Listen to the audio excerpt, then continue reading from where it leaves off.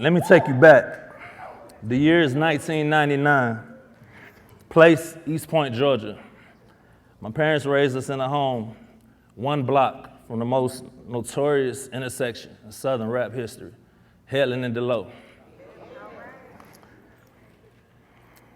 The music at the time was the best ever. We had Goody Mob, we had Outkast, Organized Noise, LaFace Records, Rowdy Records, and So Def. The vibe, historic. Oversized jean suits and was the male culture attire, long jerseys, Motorola two-way pagers, StarTAC flip phones. That was the status symbol you had to have if you was in the impression business. All right, now that we covered the vibe, let's get down to the food. In my mind, the food at the time was absolutely phenomenal. I mean, as we colloquially say in Atlanta, food was fire.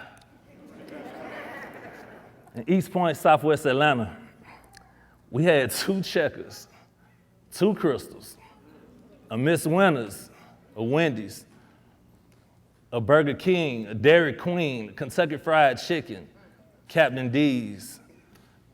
And healthy to us at the time was any place that served vegetables. So we had Piccadilly's. We had S&S Cafeteria, Big Daddy's, Satterwhite's. I'm from Atlanta. This is it and the beautiful. Fast forward 20 laps around the sun. We all survived Y2K, thankfully. Atlanta has solidified our musical dominance, and the Migos are the largest rap group on the planet. Lil Baby, 21 Savage are the voices of the future. And the vibe, we actually wearing clothes that fit now. CDs are virtually extinct. Our phones are basically pocket-sized computers.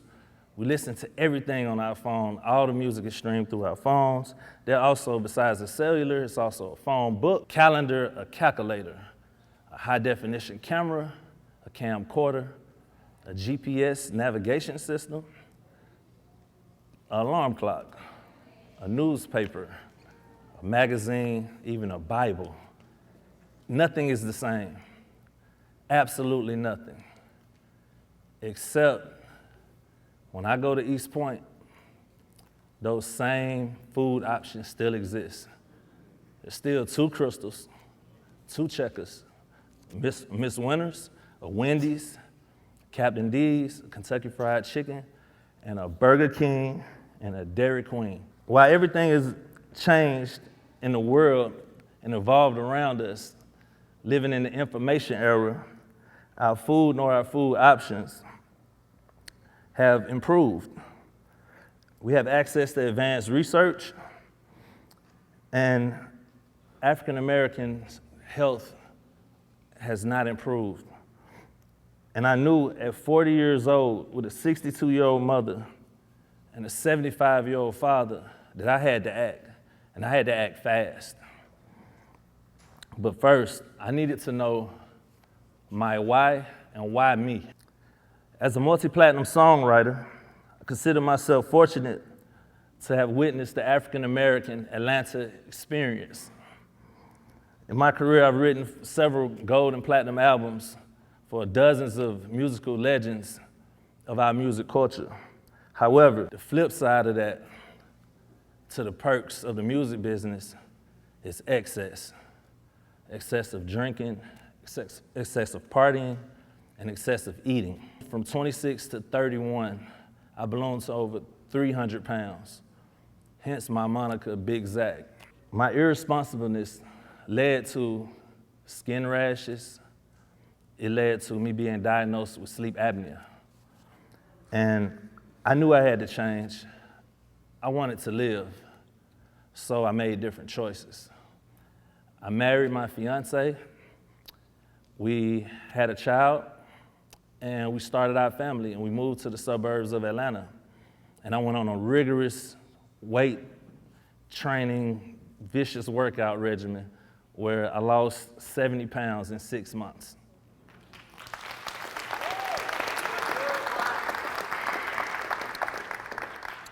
And I also lost the sleep apnea as well. I lost the skin rashes. And I gained observation, I gained clarity, I gained momentum, and I would look around at the behaviors of the community that I lived in, the people that lived next door to me in my cul-de-sac. 3 elderly couples that's lived in this same homes for over 30 years. And when I'm out walking or working out, I see them walking. And I would notice, I'm like, some people I'm used to people just letting their dog out in the front yard. No, they're walking in an inclined hill very aggressively. Hi, Zach. On the way to tennis, we have a senior citizens tennis match, and when I would go home, I would notice the exact opposite. I go talk to my village, and I see the exact opposite: chronic pain, chronic illness, and even death. Then I get a phone call. Pray for Mr. King. Mr. King is my next door neighbor that I've known since I was 7 years old. Sweetest man I've ever known. And he had bladder cancer. And my mom's called me and told me to pray for him. He's in the hospital, we're checking on him. Another call comes. Mrs. King, Mr. King's wife, passed in her sleep. While Mr. King is fighting for his life, he has lost his life partner. And he would get released from the hospital to transition himself 2 months later. Then I get another call.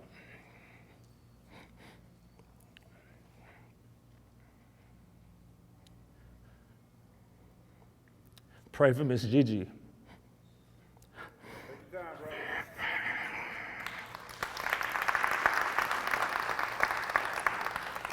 Miss Gigi Carter is our village mother. Mother to my best friend, Lamar Lanice. 67 years old, a lot of life to live. Miss Gigi Carter was diagnosed with cancer, and she ultimately lost the fight. We lost our mother, but we gained an angel. Rest in peace, Miss Gigi.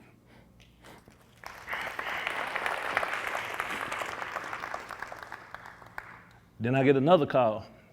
Dr. Robinson, pray for Doc. Dr. Robinson is our principal, the founder of Tri-Cities High School.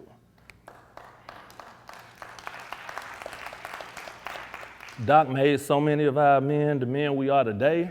He gave us something to look up to. He made us accountable. And Doc would secretly be living with cancer. And 75 years old, Dr. Robinson, I got the call from Kenny, my friend, that Doc lost the fight with cancer. Doc is gone, and at this point, I can't take it no more. I've been silently living with my observations from all my travels, and I would see my people still not paying attention to the signs, and I couldn't take it no more. I'm tired of us dying first. But the problem with this outburst and this observation is our people don't know what to eat. We don't know where to start. But I have an answer to that. I propose we eat to live. The American Heart Association, their Dietary Guidelines list goes as follows. The American Heart Association and the American Cancer Society. It goes as follows. Eat a variety of fruits and vegetables every day, a variety. Not, I had a piece of watermelon. All right? It also tells you eat a variety of grains, not just your favorite rice. Try some couscous. Try some quinoa, right? It also tells you eat oily fish at least twice a week. What they mean by oily is not fried tilapia, not fried whiting. Oily fish is salmon, tuna, trout, and sardines. The oil is omega-3s in that oil that your hearts love. This is information. This is how we eat to live. And what we have to stay away from is saturated fats and trans fats. And this is where this gets tricky, because we look at fat as fat, like we don't know what that means. Well, let me tell you where the saturated fats are found. They're found in all dairy products. Let's leave the milk alone, right?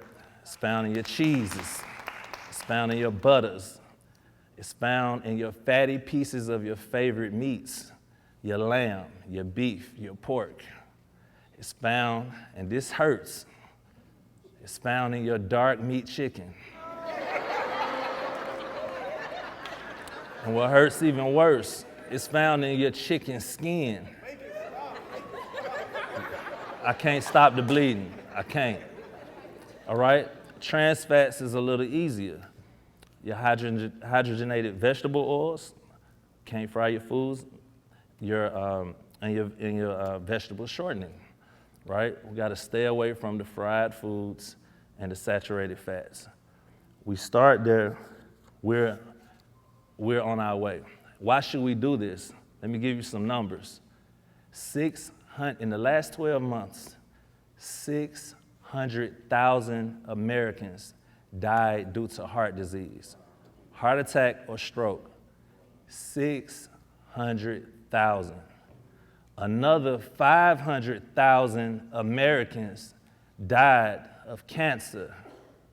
That's over 1.1 million people with only 2 chronic illnesses. Let that sink. We all think about gun violence, right, when we think about death. So let's compare the two. In the last 12 months, gun violence has been the highest it's been in the last 20 years with all the mass shootings. Only 39,000 people have died in the last 12 months due to gun violence.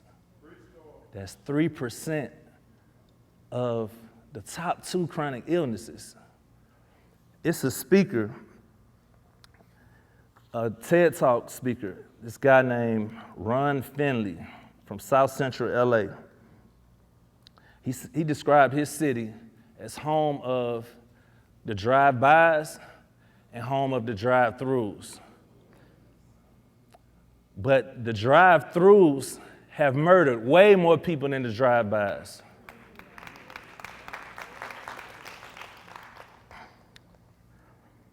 Finally, I found my why, and now I know why me. I would use my creativity, my exposure, and my knowledge of food to create something for my people, for us, for those who don't know where to start and what to eat, because it seems like everything is forbidden.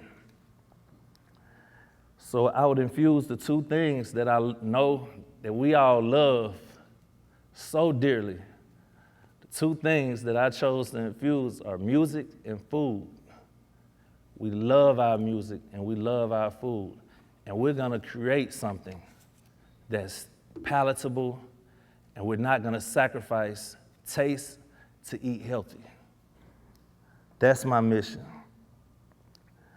To accomplish this, I have to create healthy choices that cater to an urban palate, all the aforementioned food options, including wings and ribs, seasoned, flavor. So the mission is we want to decrease the health disparities of the urban communities and disrupt the stronghold and the monopoly that fast food has on urban communities.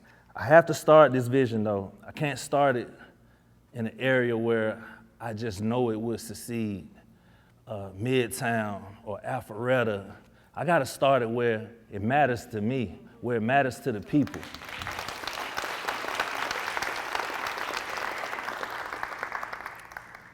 So I took it to East Point, at my mama's house, in her kitchen. and I call all my community and let them know we're cooking today. And they would come over and I would explain to them what we're eating, and we started it very generic and organic, and we'll quickly outgrow my mother's kitchen. And less than a year later, we have a food truck and a brick and mortar restaurant in Vine City.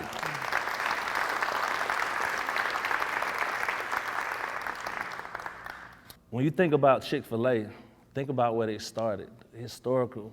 Y'all, I don't know if you ever wonder where they started. How did they pick Greenbrier Mall? And now they're the biggest chain in the entire USA, right? So it's important that being an Atlantan, that we started it somewhere that had a historical value. You know, when I'm in Vine City, I think about, I feel the spirit of the freedom riders, the culture leaders, the change agents. I feel it. And when y'all come through the door, I know you're in there closing deals, making a difference, and that's what we need. And when we expand and we take this to wherever we take it, we're seeking to align this in communities that are void of this type of vibe and experience and option.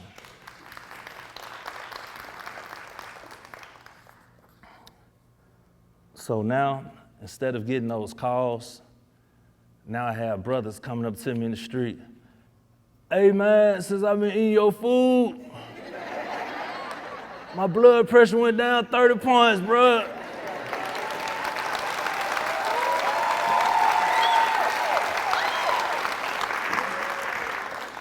Doc say he gonna take me off medication, I keep going.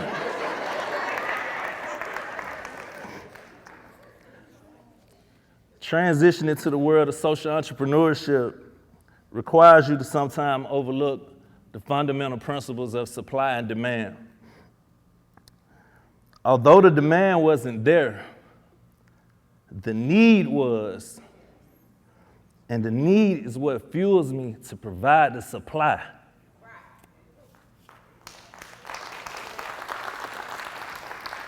And as we're continuing to grow, we seek communities that needs, where the need outweighs the demand. It's our belief at Local Green Atlanta that if you build it, they will come. Eat well, be well.